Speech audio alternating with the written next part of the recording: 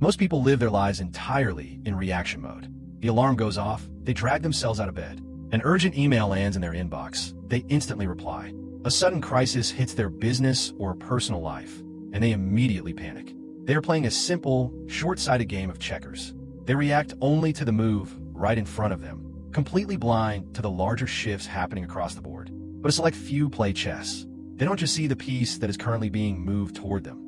They see the entire board as it will look 5 turns from now. They anticipate the hidden traps, the subtle shifts in leverage, and the eventual outcomes long before anyone else even realizes a game is being played. Thinking 5 steps ahead isn't a parlor trick. It isn't magic, and it is certainly not reserved exclusively for genius-level grandmasters or elite military strategists. It is a highly repeatable psychological framework. It is the learned ability to map human behavior, predict complex systemic reactions, and manage your own cognitive biases before they trip you up. When you learn to think 5 steps ahead, you stop being a victim of circumstance. You stop wondering what will happen next, because you're already waiting for the future to arrive at the exact destination you plan for it. By the time this 10-minute breakdown concludes, you will understand the exact 5-step psychological blueprint required to stop merely reacting to the world and start dictating it. Step 1 is about establishing an unflinching, hyper-realistic baseline. In behavioral psychology, this is known as situational awareness. It sounds simple, but it is incredibly rare. You cannot accurately predict Step 5 if you are completely blind to the reality of Step 1. Most people suffer from a psychological phenomenon known as attentional blink. When they look at a complex situation, they only perceive the data points that directly, immediately affect their immediate comfort or ego. To think 5 steps ahead, you must train your brain to forcefully zoom out. You need to observe 3 distinct layers of reality simultaneously. First, look at the environment. What are the unchangeable rules of the room you are currently sitting in? What are the structural limitations of the market, the company, or the relationship? Second, analyze the players. Who hold the actual power as opposed to just a title? Who holds an unspoken grievance? Who is looking for an exit? And who is desperately trying to protect their status? Third, uncover the hidden incentives. What are people not saying aloud? Human beings rarely expose their core drivers. They wrap their personal desires in the language of the common good. Your job is to decode what they actually stand to lose or gain. Before you make a single move, whether you are pitching a high-stakes business idea, entering a tense negotiation, or navigating a fragile family conflict, force your mind to map the present with cold objectivity. Ask yourself this fundamental question. If absolutely nothing changes, what is the default, unguided trajectory of this room? That default trajectory is Step 0. Your true strategic thinking begins exactly where that default trajectory ends. Once you see the present clearly, your mind is ready to move to Step 2, second-order thinking. This is the core cognitive engine of the strategic mind. First-order thinking is fast, shallow, and effortless. It is the default setting of the human brain because it conserves glucose. First-order thinking sounds like this. I'm exhausted right now, so I will drink a 3rd cup of coffee. Or, in a business setting, we want more sales this quarter, so we will cut our product price in half.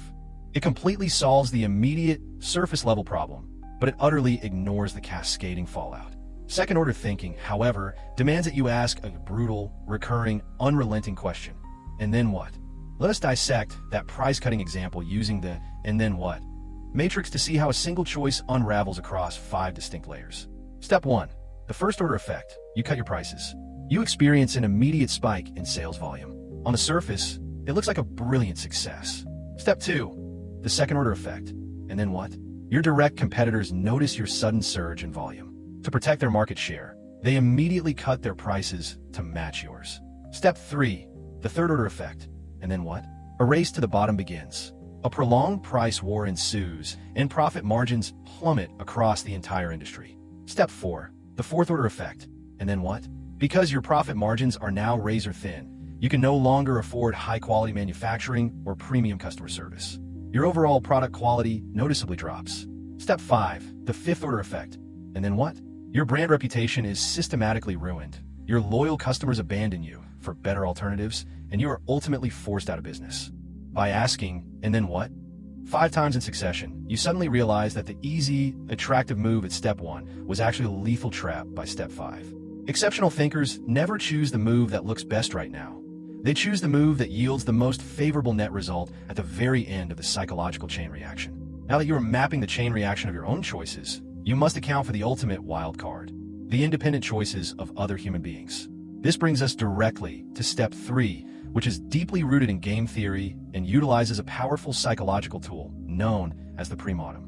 Whenever we construct a plan, our brains naturally succumb to optimism bias. We visualize our goals, and we inherently assume that our moves will execute perfectly, that the environment will cooperate, and that people will react exactly how we want them to. But the world is not a static canvas. The world actively fights back. To think 5 steps ahead, you must intentionally break your own optimism. Before you execute any major decision, fast forward your mind 6 months or a year into the future. Sit quietly and operate under the absolute assumption that your plan has just miserably, publicly failed. Now, look backward from that imaginary future. Why did it fail? Did your business partner get defensive because their ego was threatened? Did the market shift suddenly due to an overlooked technological trend? Did you run out of cash because your timeline was unrealistic? By systematically anticipating these friction points before they ever occur, you can build elegant contingencies directly into your very first moves.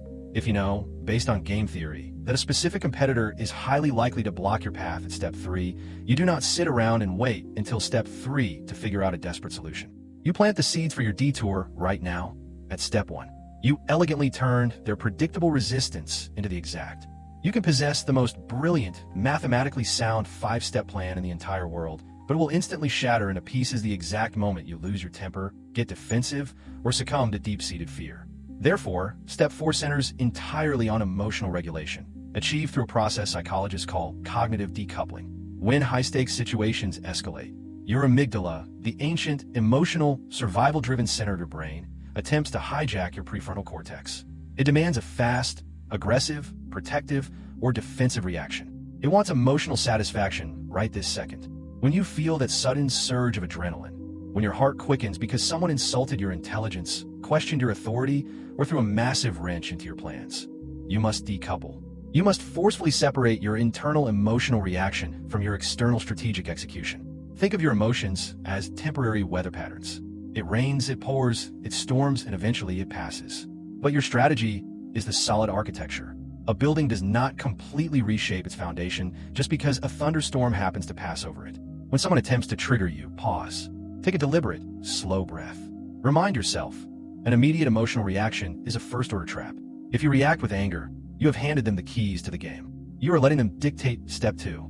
If you remain completely calm, you maintain absolute control of the board. Silence is often the most devastating tactical move you can make, precisely because it forces the other person to frantically guess your next 3 steps.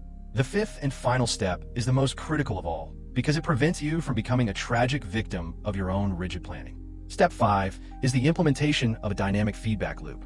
True strategic masters do not simply memorize a rigid sequence of 5 moves and then blindly execute them regardless of what occurs on the ground. They are fundamentally fluid. The hidden danger of trying to think 5 steps ahead is that you can easily fall deeply in love with your own predictions.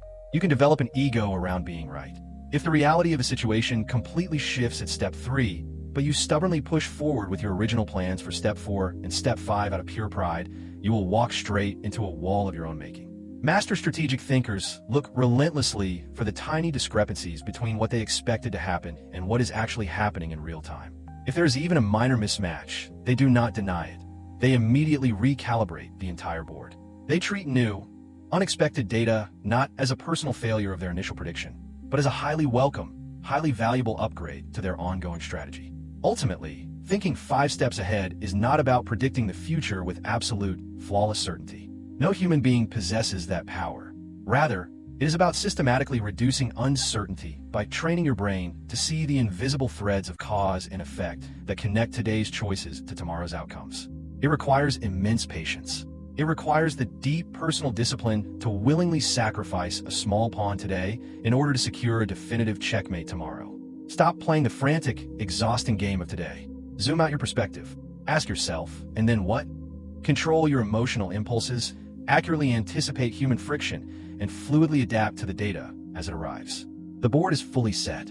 The pieces are already moving. The only question left for you to answer is, what is your next move?